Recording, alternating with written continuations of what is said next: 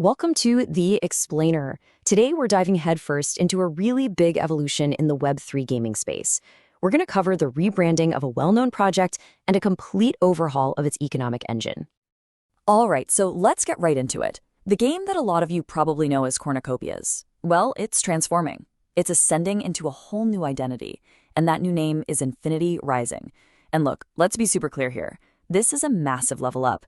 You've still got the same dedicated team, and all the incredible progress from the last 4 years is still there. But now it's all under a brand that actually fits the epic scale of the world they've been building. It's really about making that first impression line up with the actual in-game experience. So that brings us to the question, what exactly is this new universe? Because it's a lot more than just a new name, you know? It's really a recontextualization of the entire world. And the name itself, it really tells a story, doesn't it? Infinity kind of speaks to those limitless opportunities, these ever-expanding worlds you can explore.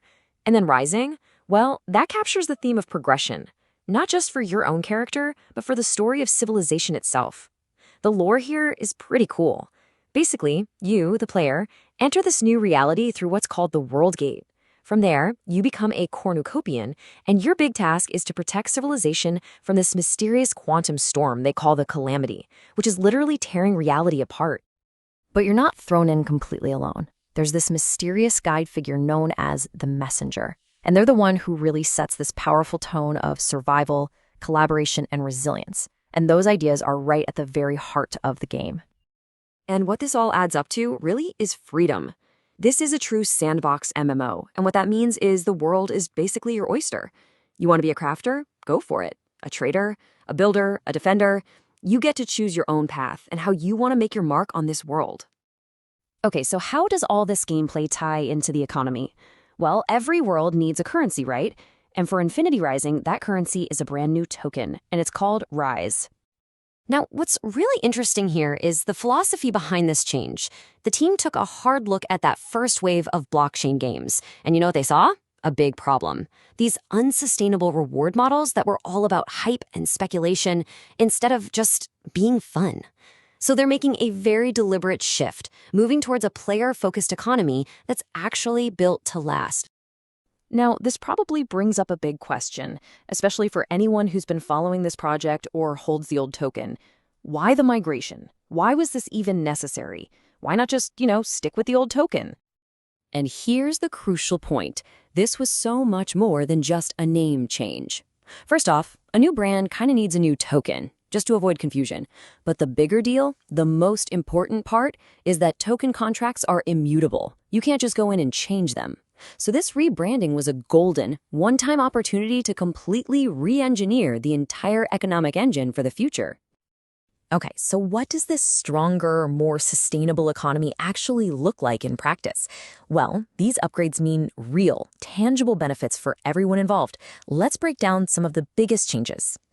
First off, and this is a big one, a pretty significant supply reduction. They're cutting the total supply from 3.84 billion all the way down to 3 billion. What that does is it creates a tighter, less inflationary economy, setting the foundation for greater long-term value potential as the game grows. And check this out. This is a huge signal of confidence. The team itself is cutting its own token allocation by a massive 100 million. That's them putting their money where their mouth is, showing a real deep commitment to the community and the long-term success of the project. The whole rewards pool has been totally rebalanced. That old, massive community rewards pool, it's being restructured into specific buckets for actual gameplay and for node operation. So the focus is shifting away from just inflated payouts and moving towards rewarding real skill, consistency, and genuine contribution to the ecosystem. And to support a growing global player base, they're setting aside more liquidity specifically for top-tier exchanges. Now, why does that matter to you?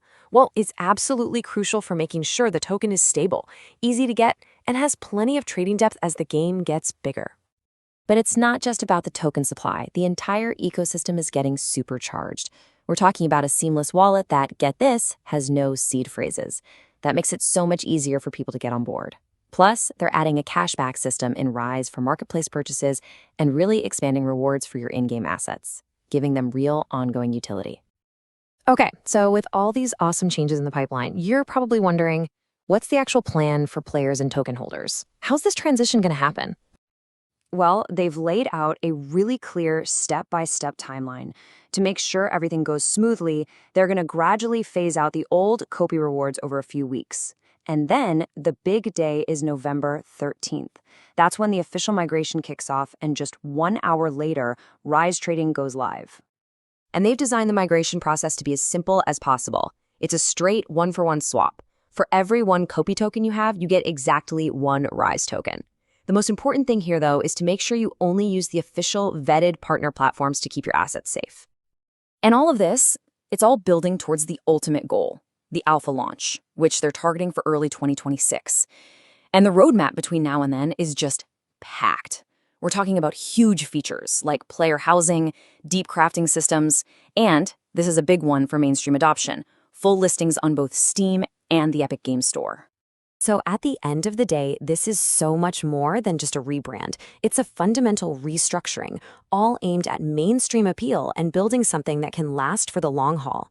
The world gate is opening. And really, the only question left to ask is, are you ready to rise?